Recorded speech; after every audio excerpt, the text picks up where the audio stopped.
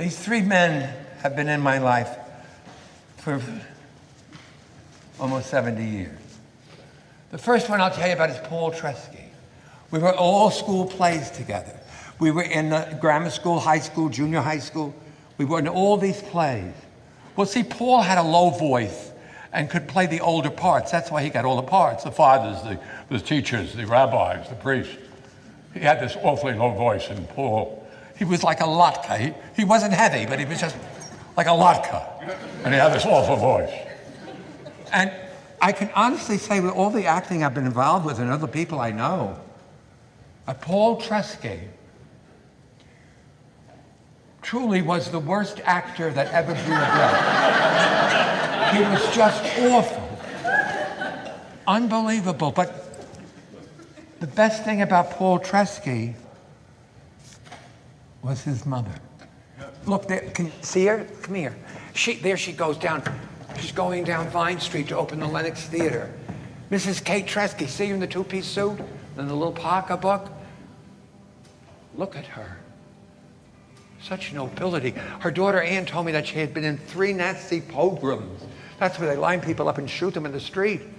But she was so tiny that she just rolled into the nearest doorway.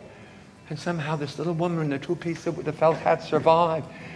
She was going to open up the Lenox, the movie house. She was the manager of the Lenox on Albany Avenue. Mrs. Treski! Hi, it's Charles, Paul's friend.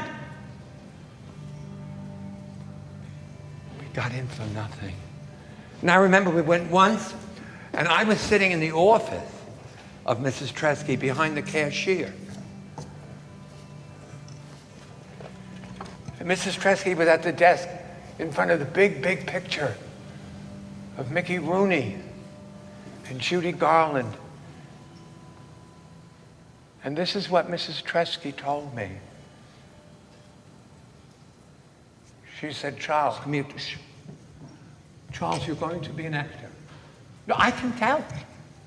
Charles, I know. You're going to be an actor. Not Paul.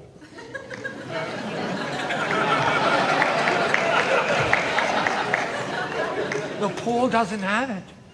Charles, you have it. No, as my name is Kate Treski, I know I'm telling you now. You're going to be an actor. Listen to me when I'm talking. I know that I will see you on Broadway. I'm telling you what I'm telling you. I will see you on Broadway. Not Paul. Paul loves it, but Paul doesn't have it. You have it. Mark my words.